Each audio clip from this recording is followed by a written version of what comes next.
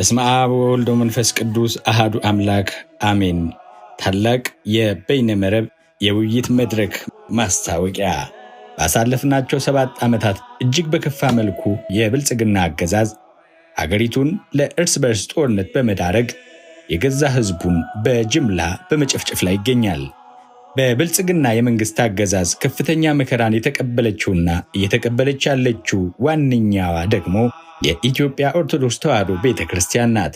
በየቀኑ በጦርነት፣ በረሃብ፣ በጅምላ ጭፍጨፋ የሚያልቁት በእርስ በርስ ጦርነት የሚዋጉት ሁሉ ልጆቿ ናቸው።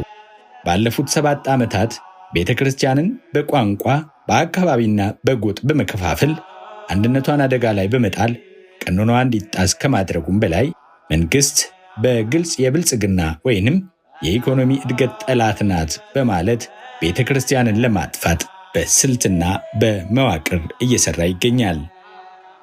ይሁን እንጂ በኦርቶዶክሳውያን ዘንድ ግን እየደረሰ ካለው መከራና ይልቁንም አገዛዙና አስተሳሰቡ እስካሉ ድረስ በቀጣይነት ከተደገሰልን ስልታዊና ስርዓታዊ ጸረ ኦርቶዶክሳዊነት አንጻር አሁንም ብዙዎቻችን በግራ መጋባትና መፋዘዝ ውስጥ እንገኛለን።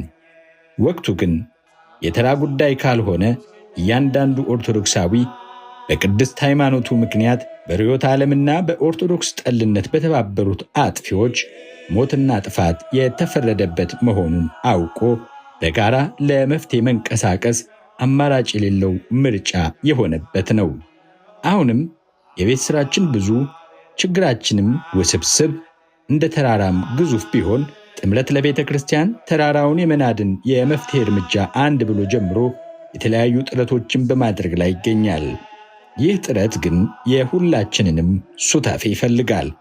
ጥምረቱ የዚህ ጉዞ አንዱና ወሳኝ የሆነውን መድረክ ኢትዮጵያውያን ለሀገርና ለቤተ ክርስቲያን ሰላምና ሕልውና በሚል መሪ ቃል ታላቅ የበይነመረብ የውይይት መድረክ አዘጋጅቷል። ይህም መስከረም 10 ቀን 2018 ዓመተ ምህረት ወይንም ሴፕቴምበር 20 2025 በዋሽንግተን ዲሲ ሰዓት አቆጣጠር ከ11 AM እስከ 3 PM በኢትዮጵያ ሰዓት አቆጣጠር ከምሽቱ 12 ሰዓት ጀምሮ የሚደረግ ይሆናል። የዚህም ታላቅ የበይነመረብ ውይይት ዓላማው ሁሉም ኢትዮጵያውያን ይልቁንም ኦርቶዶክሳውያን ካህናትና ምዕመናን ይህንን ግፈኛ